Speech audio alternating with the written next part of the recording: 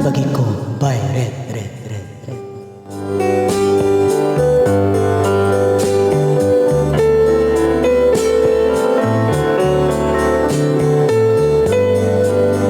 Tawagan ko sa pangan nga May.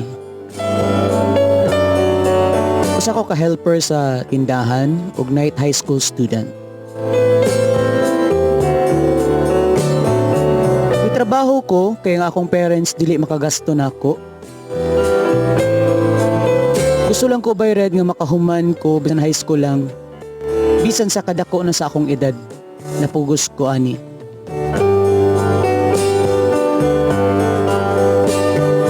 At mao ni ang akong dakong problema karon. Ang akong mga amo pulos mga buutan, mga maayo.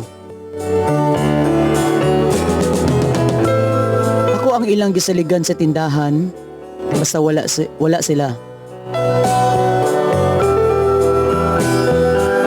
Usa ka higayon ni ana, kami lang sa akong amo nga lalaki ang nabilin. Istorya ming duha about sa among life hangtod ni abot sa uyab-uyab. Ningon siya na ako nga pwede ba daw siya manguyab. Kaya wa man daw ko'y uyab. Iya kong gidiskartian by Red.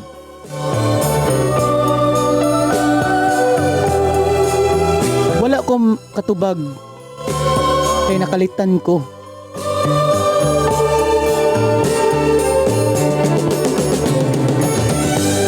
Tungod pod nga naa siya'y asawa. Kaingon ako nga mulabay rato siya by Red. Karon nagsige gihapon siya og follow up nga sekreto.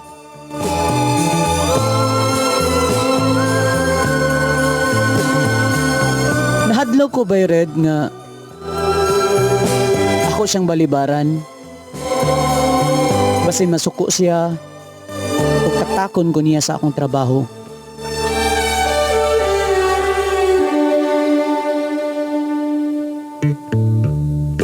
Lisod na ra ba ang pagpangita og amo nga sama nila sa panahon karon?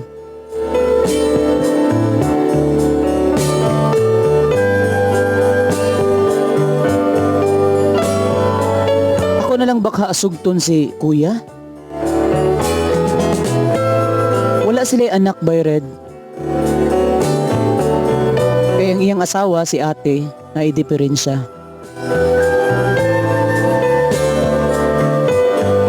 Gusto ni kuya nga makaanak.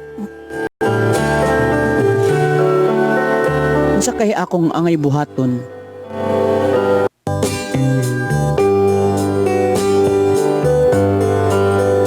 Tabagitahon ko og daghang salamat. May.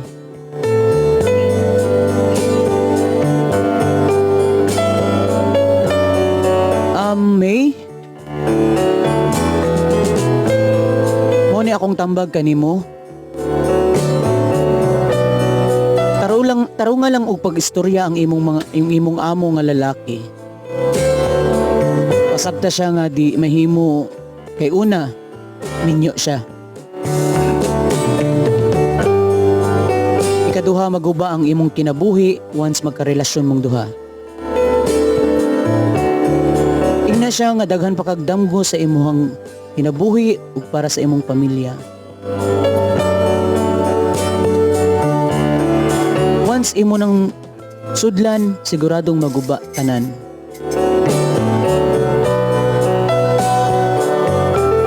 Pagpasalamat kaniya May sa ilang kaayo. Ingna siya nga dako kay ang imong pagrespeto nilang magtiayon.